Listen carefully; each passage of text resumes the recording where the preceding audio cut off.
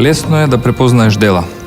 Токму тие ја прават разликата помеѓу добри политичари и оние кои само ветуваат празни зборови. Токму делата ја прават разликата, дали граѓаните ќе добијат подобар живот и подобра иднина во својата татковина. Во изминатиот период напорно работевме за исполнување на ветеното.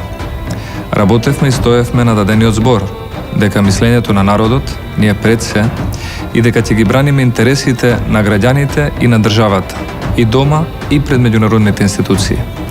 Токму затоа водевме праведна политика, втемелена на меѓународните закони и права. Со таквата политика стигнавме до правдата за Македонија и пред Меѓународниот суд на правдата во Хаг.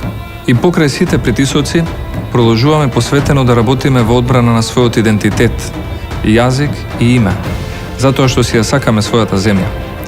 Одговорноста што ја носиме не е лесна, но тоа нема да не поколеба и ние да достоиме на зборот и ќе ги оствариме нашите ветувања пред вас, почитувани граѓани. Продолжуваме со остварување на ветеното.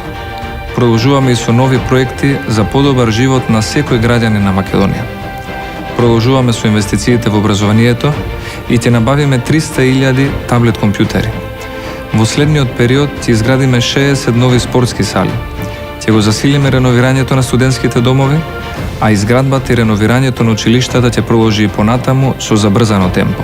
Платите во јавниот сектор ќе продолжат да се зголемуваат 21,5% за 4 години, што значи околу 5% на годишно ниво. Продолжуваме со проектите кои ќе отворат над 64.000 нови работни места и со кои стапката на невработеност ја намалиме на 22%. Земјоделците ќе продолжат да ги добиваат своите субвенции, овој пат по 150 милиони евра годишно или вкупно 600 милиони евра. И во наредниот период ќе продолжиме со активна поддршка на пензионерите со цел подобрување на нивниот живот. Во наредниот мандат планирано е продолжување на трендот на зголемување на пензиите за 21,5% за 4 години, односно по околу 5% секоја година. Од 2015 година уведуваме 2 нови проекти наменети за пензионерите. Тоа се проектите бесплатен туристички викенд за пензионери, во одморалиштата и хотелите кои се наоѓаат на планините и крајбрежјата на езерата во Македонија, како и проектот за бесплатен викенд за старите лица за превоз во железничкиот сообраќај.